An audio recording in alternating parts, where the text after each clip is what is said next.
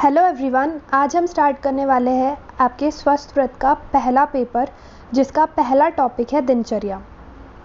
तो इससे पहले कि हम ये सब्जेक्ट स्टार्ट करें, मैं पहले ही आपको बता देती हूँ कि हम ये सब्जेक्ट कैसे कवर करने वाले हैं। तो यहाँ पर जो भी आपके सिलेबस के पॉइंट दिए गए हैं, उसी के अकॉर्डिंग यहाँ पर पीडीएफ भी तैयार करी गई है। जैसे एक टॉपिक है आपका दिनचर्या, तो उसके अंडर में जितने भी सब टॉपिक्स हैं वो सभी इस पीडीएफ में कवर्ड है। आपको अलग से कहीं से भी कंटेंट देखने की ज़रूरत नहीं पड़ेगी। और इस पेपर के दो पार्ट है, ठीक है, पार्ट ए और पार्ट बी। तो पार्ट ए में हम पढ़ेंगे दिनचर्या, ऋतुचर्या, त्रय उपस्तंभ, और त्रय उपस्तंभ के अंतर्गत बहुत सारे डिटेल्स में हम स्टडी करेंगे आहार, निद्रा और ब्रह्मचर्य के बारे में। उसी में हम रोगान उत्पादनीय अध्याय भी देखेंगे, रसायन और स्वस्थ भी थोड़ा थोड़ा शॉर्ट में हम इसे पढ़ेंगे, और अष्ट निंदित पुरुष और मेंस्ट्रुअल हाइजीन।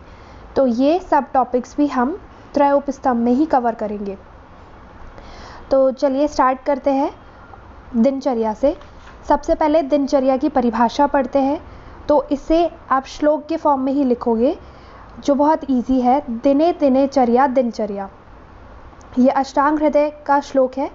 इसका मतलब ये है कि प्रतिदिन किया जाने वाला जो आहार, विहार और चेष्टा होती है, उसे दिनचर्या बोला जाता है। ठीक है, दिने दिने चर्या दिनचर्या, प्रतिदिन किया जाने वाला आहार, विहार एवं चेष्टा जो कि अपने लिए हितकर हो, दिनचर्या कहलाता है। फिर दिनचर्या का उद्देश्य और महत्व क्या होता है, तो ये सुश्रुत चिकित्सा अध्याय में दिया गया है। इसे हम देख लेते हैं। सुबह उठकर स्वास्थ्य एवं आरोग्य की इच्छा रखते हुए बुद्धिमान पुरुष जिन नियमों का पालन करते हैं, वे सब दिनचर्या के अंतर वर्णित किए जाएंगे। दिनचर्या स्वस्थ व्रत का सबसे महत्वपूर्ण विषय होता है। आपको पता है कि दिनचर्या क्यों मेंटेन करना ज़रूरी है, क्योंकि ये हमारे स्वास्थ्य के लिए अच्छा होता है। हमें अगर स्वस्थ रहना है, आरोग्य रहना है, तो उसके लिए हर दिन हमें उचित आहार, विहार एवं उचित कर्म, चेष्टा करनी चाहिए जो हमारे शरीर के लिए हितकर हो। ठीक है, तो ये स्वस्थ व्रत का सबसे महत्वपूर्ण और सबसे बेसिक हिस्सा होता है। यह आयुर्वेद के प्रथम प्रयोजन स्वस्थस्य स्वास्थ्य रक्षणम की पूर्ति करता है। अतः दिनचर्या का उद्देश्य भी स्वस्थ व्यक्ति के शरीर की रक्षा करना ही है। तो जो सबसे पहला प्रयोजन हम पढ़ते हैं आयुर्वेद का, जो कि हम चरक संहिता में पढ़ते हैं, वो है स्वस्थस्य स्वास्थ्य रक्षणम। और जो सुश्रुत संहिता में पढ़ते हैं वो होता है व्याधि परिमोक्षः व्याधि प्रशमनः। ठीक है, मतलब व्याधि का शमन करना पहला उद्देश्य बताया गया है आयुर्वेद का अकॉर्डिंग टू संहिता, सुश्रुत संहिता। ठीक है, और चरक संहिता के अकॉर्डिंग पहले स्वास्थ्य की रक्षा करना बताया है। तो वो प्रयोजन की पूर्ति दिनचर्या और ऋतुचर्या के बिना नहीं संभव है। ठीक है, तो ये इसका इम्पोर्टेंस हम पढ़ रहे हैं। दिनचर्या का महत्व आपको पहले समझना होगा, तभी आप दिनचर्या अच्छे से पढ़ पाओगे। फिर इसका तीसरा महत्व होता है दिनचर्या के अंतर्गत सुबह जागने से रात्रि पर्यंत तक का विधान है। और ये एक बहुत सारी प्रोसेस का कॉम्बिनेशन होता है। ठीक है, इसमें सुबह से लेकर शाम तक के किए जाने वाले सभी कर्म अच्छे से बताए गए हैं। इसमें नित्य कर्म यथा मल त्याग, दंत धावन, आचमन, मुख प्रक्षालन, व्यायाम, स्नान, भोजन, संध्याकालीन एवं रात्रिकालीन चर्या पालन की विधि का वर्णन है। तो इन सभी को हम पढ़ेंगे डिटेल में। अभी दिनचर्या में जो जो पॉइंट्स हम आपके सिलेबस में लिखे हुए हैं वो सब इसमें इंक्लूडेड है। ठीक है, तो वही सारी चीज़ें, वही सारी प्रोसेस यहाँ पर शॉर्ट में बता दी गई है कि आप दिनचर्या में पढ़ने क्या वाले हो, क्या नित्य कर्म आपको प्रतिदिन करने चाहिए। इनका उचित पालन करने से शरीर की शुद्धि होती है एवं शरीर में दोषों का प्रकोप नहीं हो पाता। इस प्रकार शरीर को निरोगी रखने के लिए दिनचर्या पालन अत्यधिक महत्वपूर्ण है। तो ये आया आपका मेन कॉन्सेप्ट कि क्यों दिनचर्या करना आवश्यक है, मतलब दिनचर्या का पालन करना क्यों हमारे शरीर के लिए हितकर होता है। क्योंकि इन क्रियाओं के द्वारा हमारे शरीर का शोधन होता है, ठीक है। और अगर शुद्धि अच्छी प्रकार से प्रतिदिन होते रहेगी तो वहाँ पर दोषों का संचय नहीं होगा, दोषों का प्रकोप नहीं होगा, और दोषों का प्रकोप नहीं होगा तो वहाँ पर व्याधि भी नहीं होगी। इसलिए दिनचर्या का पालन करना अति आवश्यक होता है। तो ये हमने कुछ महत्व पढ़ लिए हैं दिनचर्या के, ठीक है, जो इम्पॉर्टेंट है और आपसे पूछे भी जा सकते हैं। तो ये इंट्रोडक्शन हो गया। दिनचर्या की परिभाषा क्या होती है, दिने दिनचर्या दिनचर्या। फिर दिनचर्या का उद्देश्य एवं महत्व, ये भी हमने पॉइंट वाइज अच्छे से देख लिया है। अब दिनचर्या का हम डिटेल में अध्ययन करने जा रहे हैं, जिसमें सबसे पहले हमें पढ़ना है ब्रह्म मुहूर्त जागरण, ठीक है। तो इसी से शुरुआत होती है दिन की। ब्रह्म मुहूर्त क्या होता है पहले तो आपको ये पता होना चाहिए। और ये जो ब्रह्म मुहूर्त जागरण है ये किसके द्वारा सर्वप्रथम वर्णन किया गया है, तो ये अष्टांग हृदय के द्वारा किया गया है, ये आपको ध्यान रखना है। तो इसे आप कैसे याद रख सकते हो, पहले कलेक्टिवली मैं आपको बता देती हूँ कि दिनचर्या की स्टार्टिंग डिफरेंट आचार्यों के अकॉर्डिंग डिफरेंट कर्म से की गई है। तो अष्टांग हृदय ने ब्रह्म मुहूर्त से की है और चरक ने अंजन से करी है और सुश्रुत ने, तो आचार्य चरक ने अंजन से दिनचर्या की शुरुआत करी है और आचार्य सुश्रुत ने दातून से करी है। तो देखो आप इसे आप कैसे याद रख सकते हो। अष्टांग हृदय में दो संहिताकार थे, ठीक है, एक लघु वाग्भट और एक वृद्ध वाग्भट। तो जो वृद्ध वाग्भट थे वो क्या करते थे, बहुत बूढ़े थे, इसलिए वो सुबह सुबह ब्रह्म मुहूर्त में जागा करते थे, ठीक है, क्योंकि ऐसा बोलते हैं कि पुराने लोग बहुत जल्दी सुबह सुबह उठ जाया करते थे। तो इस तरीके से आपको ये याद हो सकता है कि जो वृद्ध थे वो ब्रह्म मुहूर्त में जागते थे, ठीक है। फिर आचार्य चरक ने अंजन से शुरुआत करी है, ये आपको स्पेसिफिकली ध्यान रखना पड़ेगा। और आचार्य सुश्रुत ने दातून से करी है। इसके लिए मैं आपको ट्रिक बता सकती हूँ कि जो सुश्रुत थे वो सर्जन थे, और जो भी सर्जन होते हैं वो बहुत जल्दबाजी में काम करते हैं, ठीक है, उन्हें बिल्कुल टाइम नहीं होता है किसी भी क्रिया करने का। तो वो सुबह सुबह ब्रश करते ही सर्जरी करने चले जाते हैं, ठीक है। तो इस तरीके से आपको ध्यान रखना है कि सुश्रुत ने दिनचर्या की शुरुआत करी है दातून से, ठीक है। अब देखते हैं जो सबसे पहला जिसका वर्णन किया गया है। अब यहाँ पर हम आचार्यों के अकॉर्डिंग नहीं पढ़ने वाले हैं सीक्वेंस, हम यहाँ पर कलेक्टिव सीक्वेंस पढ़ने वाले हैं कि सबसे पहले किया जाने वाला कर्म क्या होता है, फिर उसके बाद क्या करना चाहिए, फिर उसके बाद क्या करना चाहिए। तो ये जो सीक्वेंस है ये हमारी सहूलियत के लिए बनाया गया है, ठीक है, ये किसी भी आचार्यों द्वारा वर्णित सीक्वेंस नहीं है, ठीक है। तो सबसे पहले हम शुरुआत करते हैं ब्रह्म मुहूर्त जागरण से। तो पहले ब्रह्म मुहूर्त क्या होता है, रात्रि के अंतिम याम का तीसरा मुहूर्त 1 घंटा 24 मिनट अर्थात सूर्योदय से 1 घंटा 24 मिनट पूर्व का पहले वाला मुहूर्त ब्रह्म मुहूर्त होता है, ठीक है। मतलब ऑलमोस्ट 1.5 घंटा पहले, सूर्योदय से 1.5 घंटा पूर्व का जो समय होता है वो ब्रह्म मुहूर्त कहलाता है, ठीक है। अब इसी को आपको मुहूर्त के रूप में भी याद रखना है और इसी को आपको घंटे के रूप में भी याद रखना है, ठीक है। तो और घड़ी के रूप में भी याद रखना है, मतलब किसी भी वे में यह आपसे पूछा जा सकता है। अथवा सूर्योदय से 4 घड़ी शेष रहने से लेकर 2 घड़ी शेष रहने तक के समय को ब्रह्म मुहूर्त कहते हैं, ठीक है। तो इस रूप में भी आपको ध्यान रखना है कि जब सूर्योदय होने वाला है उससे पहले जो 4 घड़ी है वहाँ से 4 घड़ी जब शेष रह जाती है तो तब ब्रह्म मुहूर्त शुरू हो जाता है। और कब तक के वो चलता है, जब तक के 2 घड़ी शेष बचती है ब्रह्म मुहूर्त से पहले, सूर्योदय से पहले, ठीक है। तो ये बीच का जो समय होता है इसे ब्रह्म मुहूर्त बोला जाता है। इसकी निरुक्ति ब्रह्म मुहूर्त 2 शब्द से बना है, ब्रह्म एवं मुहूर्त, ठीक है। ब्रह्मा का अर्थ ज्ञान से है और ज्ञान अध्ययन से प्राप्त होता है। ब्रह्मा को ज्ञान शुक्र एवं भगवान भी कहा जाता है, ठीक है। तो इसका नाम हम समझने की कोशिश कर रहे हैं कि ब्रह्मा से हमें क्या मतलब समझना है, ज्ञान मतलब समझना है। और मुहूर्त से 2 अर्थ निकाले जा सकते हैं, एक तो है नाड़िका अर्थात 48 मिनट, 2 अर्थ नहीं 2 नाड़िका, ठीक है। मुहूर्त का मतलब होता है 2 नाड़िका जिसका मतलब है 48 मिनट। तो ये इस शब्द का मतलब होता है, और कौन सा समय को ब्रह्म मुहूर्त बोला जाता है ये भी हम देख चुके हैं। परिभाषा: ब्रह्मा का अर्थ ज्ञान से है और ज्ञान अध्ययन से प्राप्त होता है। ज्ञान प्राप्ति के लिए योग्य मुहूर्त ब्रह्म मुहूर्त है। ब्रह्म मुहूर्त का महत्व: ब्रह्म मुहूर्त को पंचामृत वेला कहा गया है। इसका महत्व पढ़ना भी बहुत आवश्यक है, हम सभी का महत्व पढ़ेंगे, ठीक है। सभी के एडवांटेजेस, डिसएडवांटेजेस, हम सभी चर्या के बारे में ये चीज़ें पढ़ेंगे।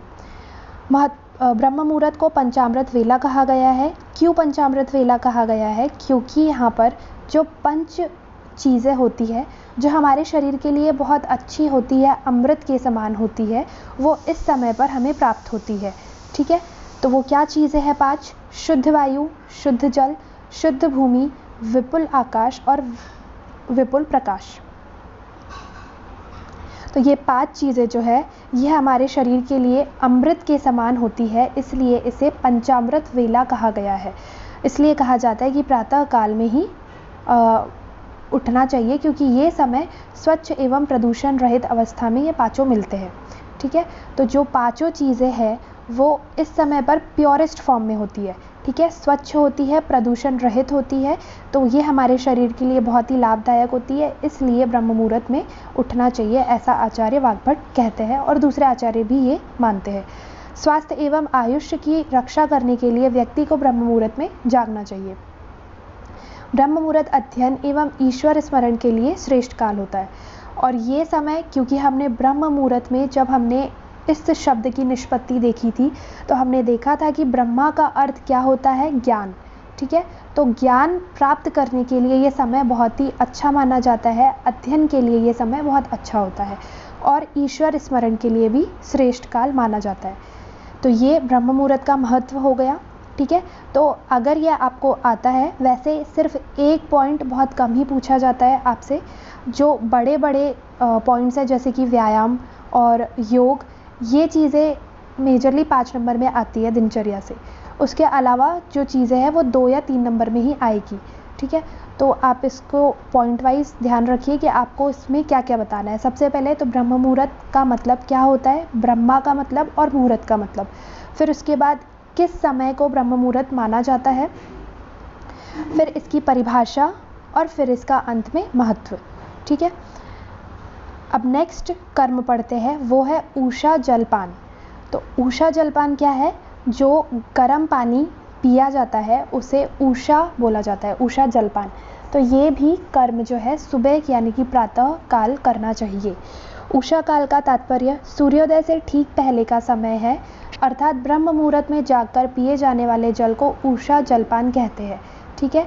तो स्पेसिफिक टर्म दी गई है स्पेसिफिक टाइम पीरियड में पीने जाने वाले जल के लिए, ठीक है। इसका समय भी आपको ध्यान रखना है कि सूर्योदय से पूर्व ही जो जल का पान किया जाता है, ब्रह्म मुहूर्त में जागने के पश्चात उसे ही ऊषा जलपान कहा जाता है, ठीक है।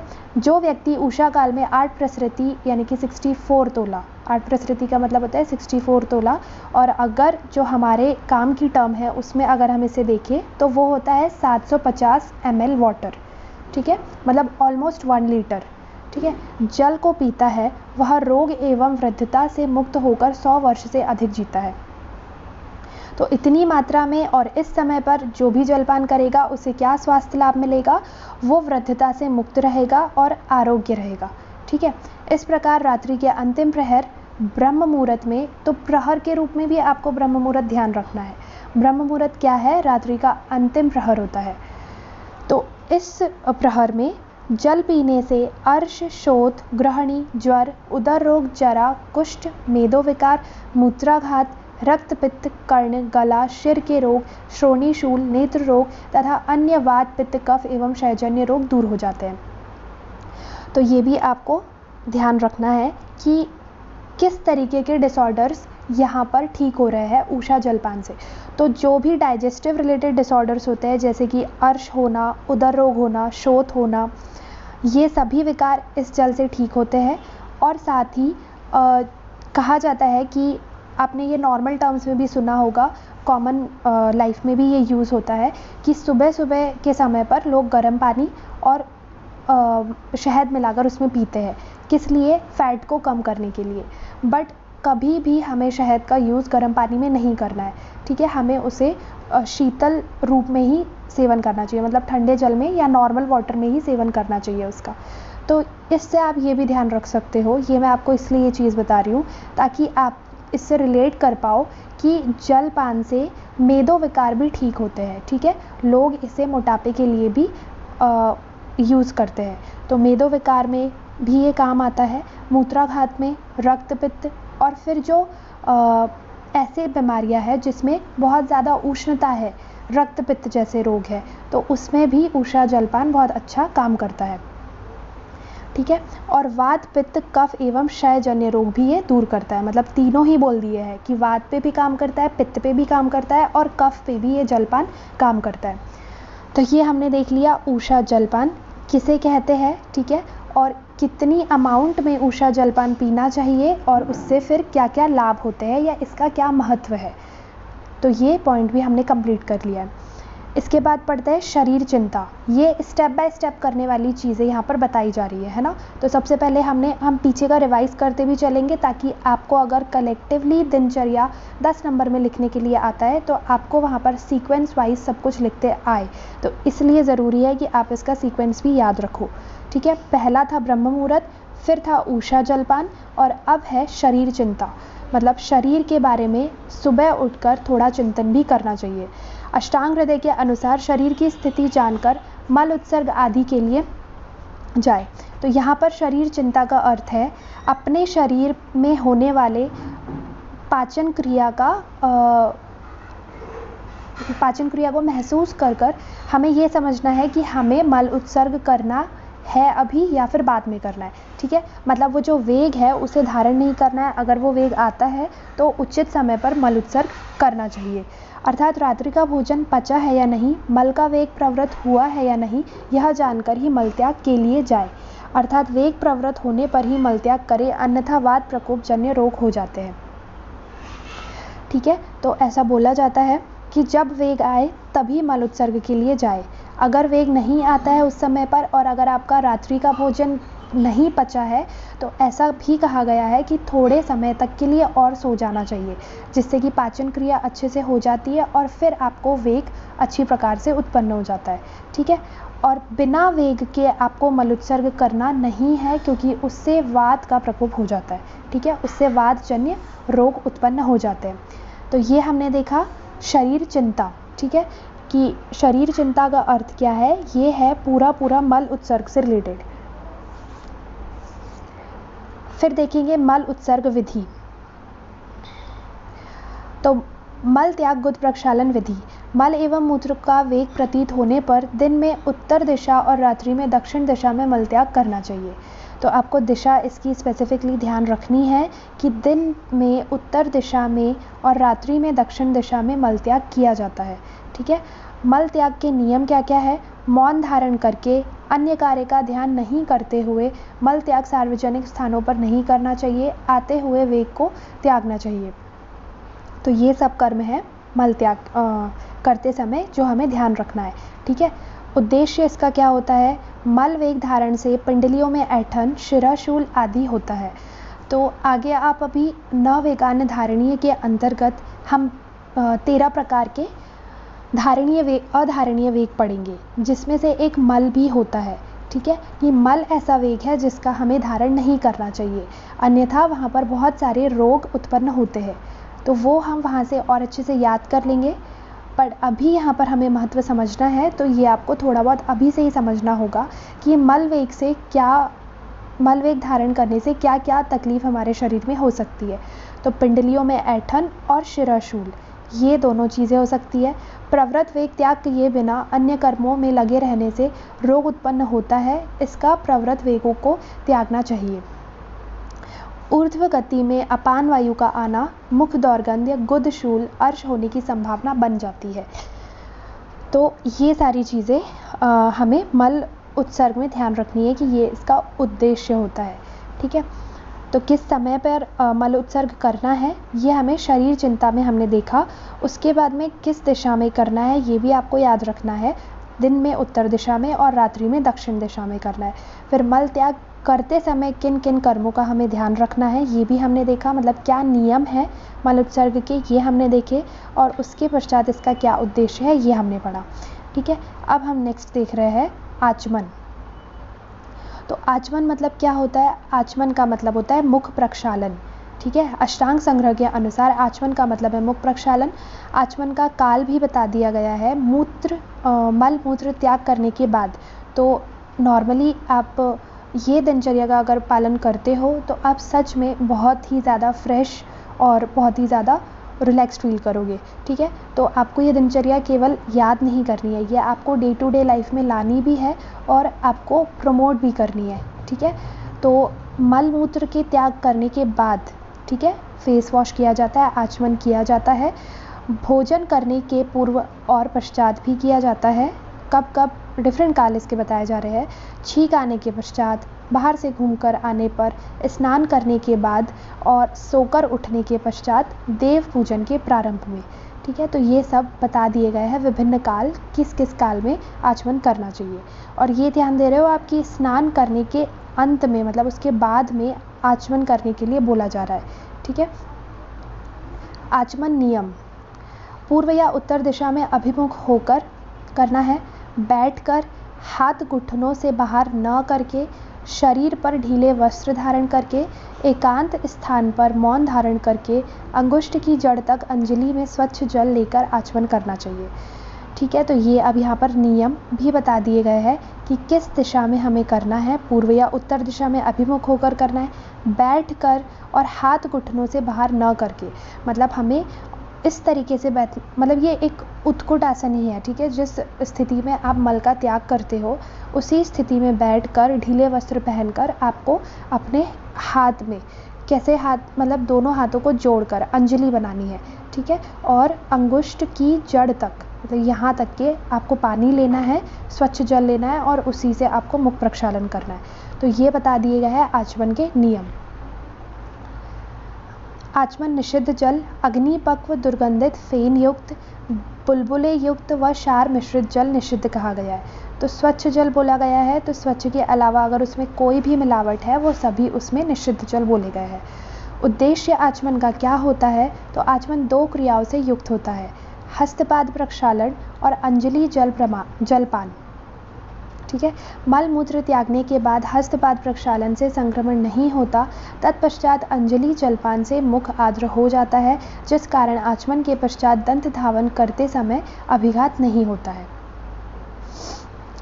तो यहाँ पर जो नियम बताए गए हैं वो क्यों बताए गए हैं, ये भी उन्होंने उद्देश्य में, मतलब महत्व ही होता है एक तरीके का।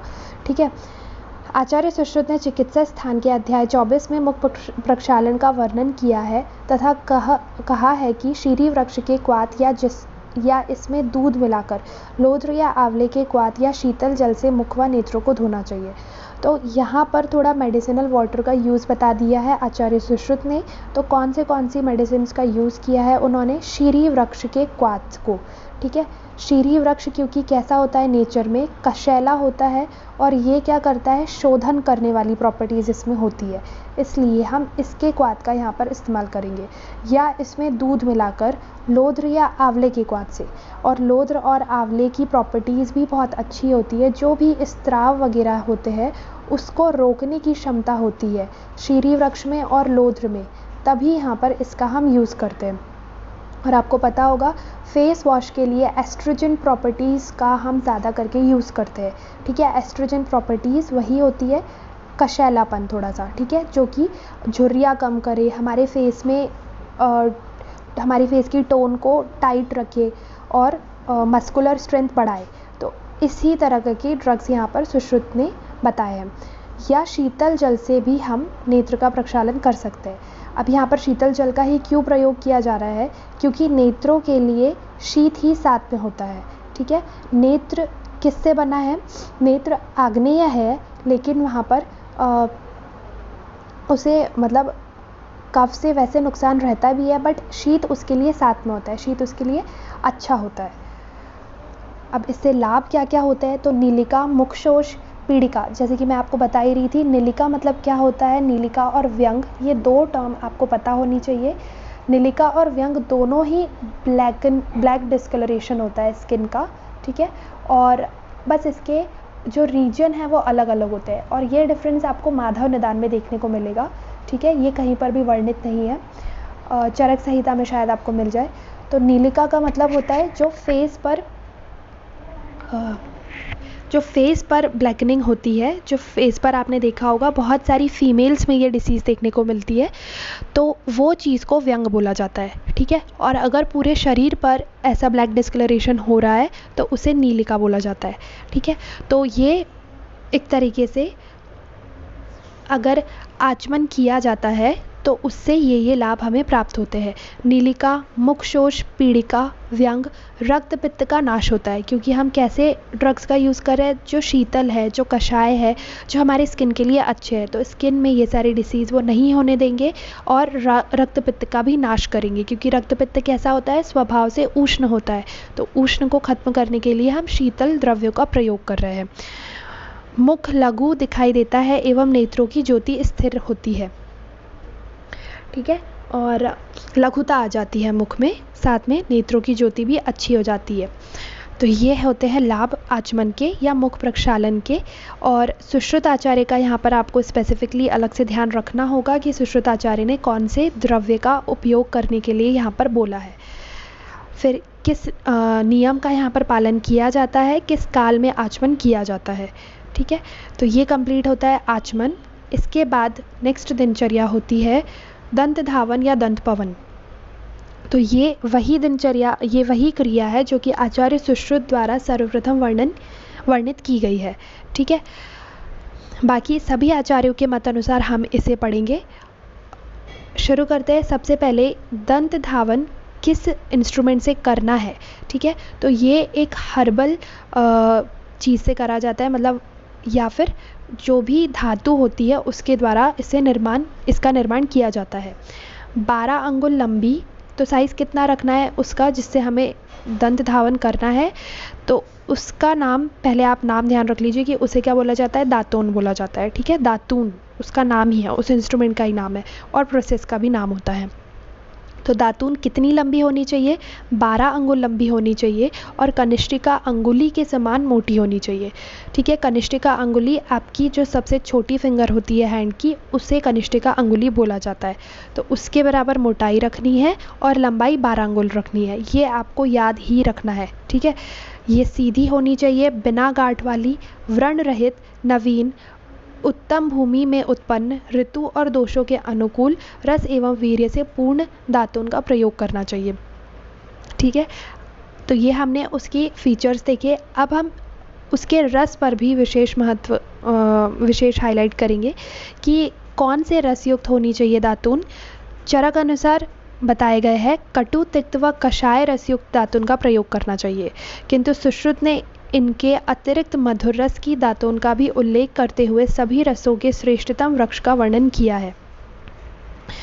तो चरक ने क्या बोले हैं, चरक ने कटु, तिक्त और कषाय रस का प्रयोग बोला है दातून के लिए, लेकिन सुश्रुत मधुर रस का भी वर्णन करते हैं, ठीक है। अब इसी के अनुसार हम पढ़ेंगे कि कौन से रस में कौन से वृक्ष की दातून श्रेष्ठ होती है।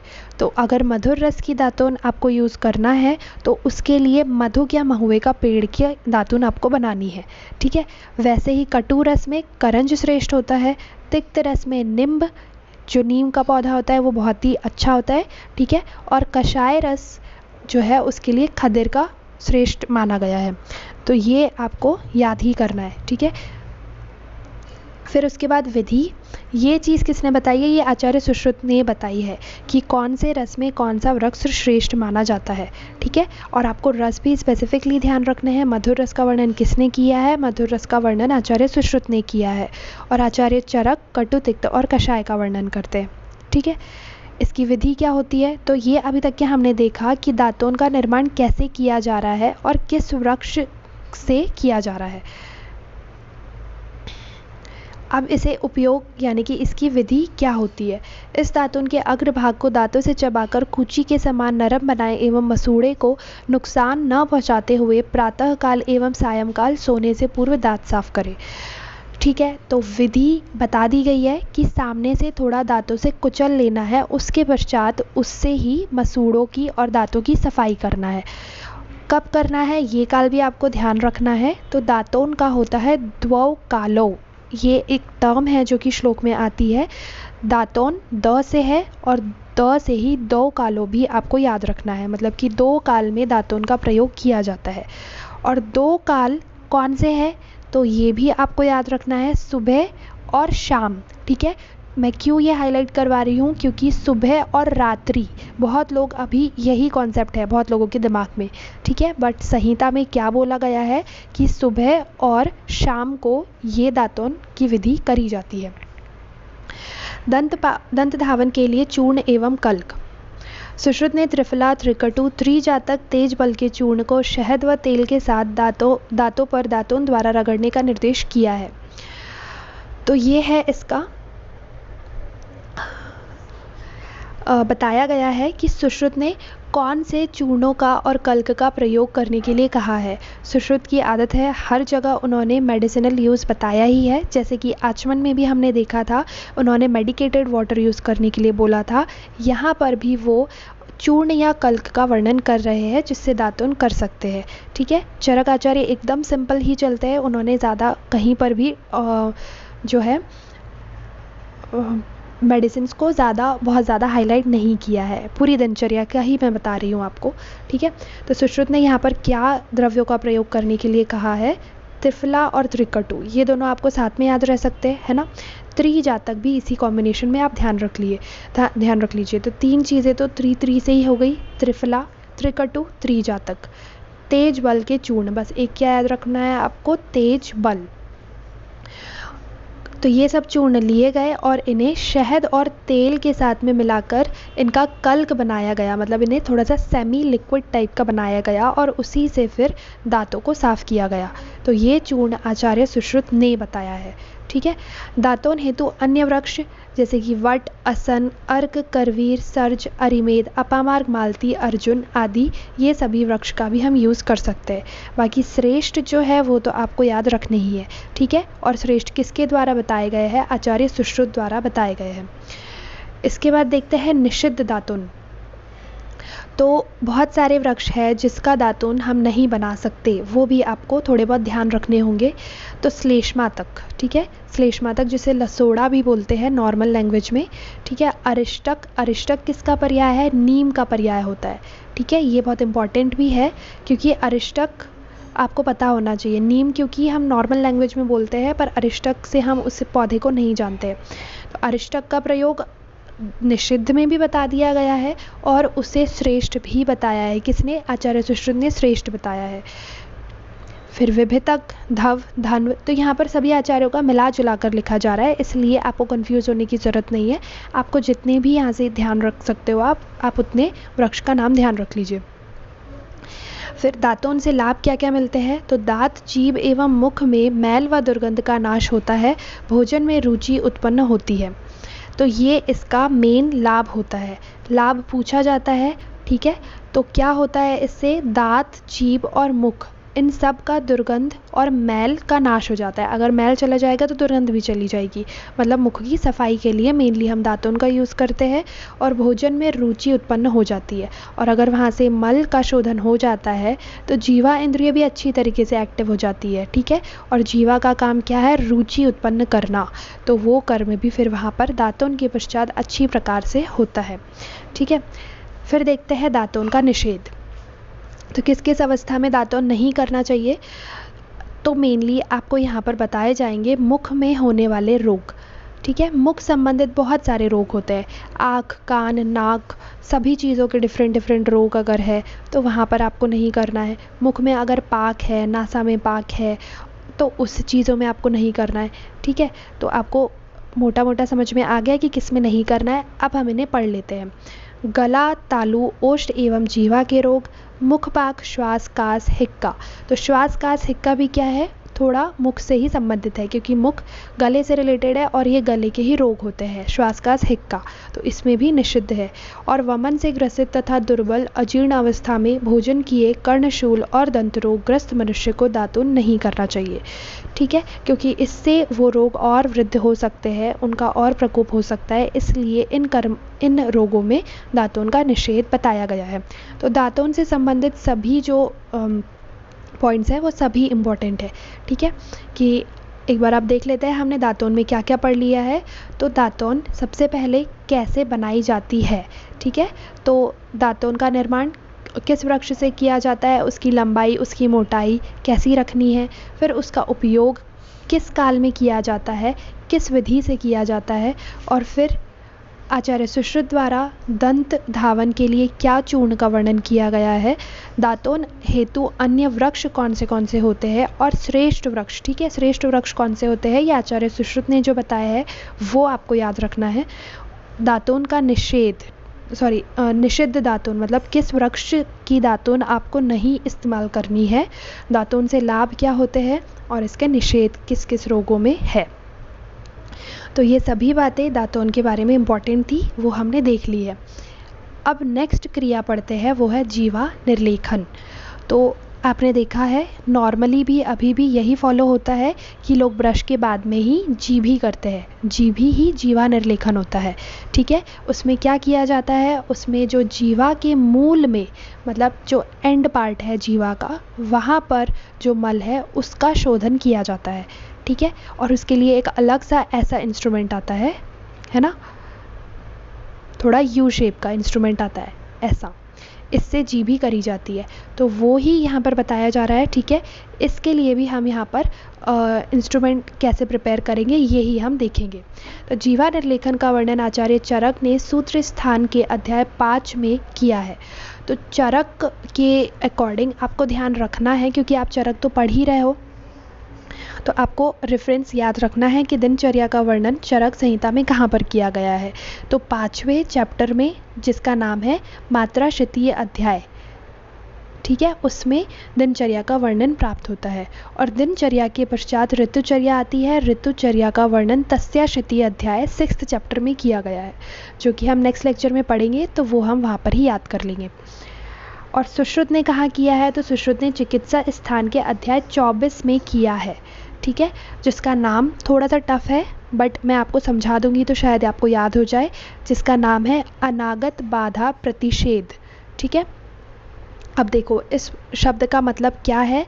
अनागत बाधा मतलब ऐसी बाधा जो कि आपके शरीर में उत्पन्न हो सकती है, तो उस बाधा के प्रति आप क्या कर्म कर सकते हो जिससे आपके शरीर में वो बाधा उत्पन्न ना हो। तो अनागत बाधा प्रतिषेध, प्रतिषेध का क्या मतलब होता है, प्रतिषेध मतलब इसे रोकने के लिए जो क्रियाएं करी जाती है वो यहाँ पर वर्णित है, ठीक है। तो इस तरीके से अनागत बाधा प्रतिषेध आपको जो डिफ़िकल्ट लग रहा है वो आपको याद भी रह सकता है, ठीक है। ये कहाँ पर वर्णित है, दिनचर्या सुश्रुत संहिता के चिकित्सा स्थान के 24वें अध्याय अनागत बाधा प्रतिषेध में ये वर्णित है, इसलिए मैंने आपको ये याद करवाया है। अब देखते हैं जीवा निर्लेखन के लिए जो चीज़ बनाई जा रही है वो कैसे बनती है। तो सोना, चांदी, तांबा, रागा, जस्ता, पीतल, लोहा एवं वृक्ष की टहनियों से निर्मित कोमल, चिकनी, अतीक्ष्ण सीधी जीभी से जीवा के मल को पीछे से आगे की ओर साफ करना चाहिए, ठीक है। विधि भी साथ साथ में यहाँ पर बता दी जा रही है। तो यहाँ पर धातुओं का निर्माण किया जा रहा है, धातुओं के थ्रू ही इसका निर्माण किया जाता है, या फिर जो आपने दातून के लिए जिस वृक्ष का इस्तेमाल किया है उसी वृक्ष के दातून को आप मोड़ कर उससे जीभी भी कर सकते हो, ठीक है। लाभ इससे क्या क्या मिलेंगे, मुख की विरसता, दुर्गंध, शोथ एवं जड़ता का नाश तथा प्रसन्नता उत्पन्न होती है। तो ये सभी इसके लाभ है, आपको लाभ सबके बहुत अच्छे से याद रखने हैं, ठीक है। इससे क्या क्या हमें प्राप्त होगा ये मैं आपको याद करा देती हूँ। यहाँ पर मुख की विरसता होगी, मतलब मुख में कोई भी मुख की विरसता का नाश होगा, तो जो मुख में जो भी टेस्ट बड्स जो है वो काम नहीं कर रहे हैं। क्यों नहीं कर रहे? क्योंकि उनके ऊपर अभी भी मल है। अगर हम उन्हें मल से मुक्त कर देंगे, वो है जीवा निर्लेखन और दातून के द्वारा, तो वो दोबारा से एक्टिव हो जाएंगे और हमारे फिर मुख में रस उत्पन्न होने लगेगा। ठीक है, तो जीवा की विरसता का नाश हो जाएगा जीवा निर्लेखन से। दुर्गंध का नाश हो जाएगा क्योंकि वहाँ पर जो मल था वो जा चुका है, तो मल से जो दुर्गंध आ रही थी वो भी नष्ट हो जाएगी। शोथ एवं जड़ता का नाश हो जाएगा। ठीक है, क्योंकि वहाँ पर मल ही जड़ता और स्वेलिंग उत्पन्न करता है, तो उसका अगर शोधन हो गया तो शोथ और जड़ता का भी नाश हो जाएगा और प्रसन्नता उत्पन्न हो जाएगी। प्रसन्नता क्यों? क्योंकि मल का शोधन हो गया है, सब कुछ वहाँ पर लाइट लाइट हो गया है, तो वहाँ पर इंद्रिय क्या हो गई है? प्रसन्न हो गई है। जीवा भी तो एक इंद्रिय है ना, तो अगर इंद्रिय प्रसन्न तो प्रसन्नता हमारे शरीर में उत्पन्न हो जाती है। ठीक है, तो ये है जीवा निर्लेखन के लाभ। तो हर चीज़ को मैं आपको इसलिए इतना डिटेल पढ़ा रही हूँ ताकि आपको ये याद ही हो जाए इसी लेक्चर में, आपको दोबारा पढ़ने की ज़रूरत ही ना पड़े। तो आप बस कंसंट्रेट करके सुनते रहिए। अभी तक के हमने जितने भी पढ़े हैं वो मैं आपको दोबारा से बता देती हूँ, क्योंकि अभी ये लेक्चर हम ख़त्म कर रहे हैं, इसके बाद हम नेक्स्ट लेक्चर में कंटिन्यू करेंगे। तो हमने इस लेक्चर में सबसे पहले ब्रह्म मुहूर्त पढ़ा, फिर हमने उषा जलपान पढ़ा। सीक्वेंस वाइज अपने दिमाग में भी फिट कर लीजिए कि हम कैसे कर रहे हैं। इमेजिन करते चलिए कि सबसे पहले हम उठे, फिर हमने जलपान किया, जलपान के पश्चात हम फिर मल उत्सर्ग के लिए चिंतन किया कि मुझे वेग आया है कि नहीं आया है, शरीर चिंता करी। ठीक है, फिर उसके पश्चात मल उत्सर्ग किया, मल उत्सर्ग के पश्चात आचमन किया, मुख प्रक्षालन किया। ठीक है, मुख प्रक्षालन के पश्चात दातून किया और दातून के पश्चात हमने जीवा निर्लेखन किया। तो इतनी दिनचर्या हम अभी तक पढ़ चुके हैं। अब हम नेक्स्ट क्लास से कंटिन्यू करेंगे।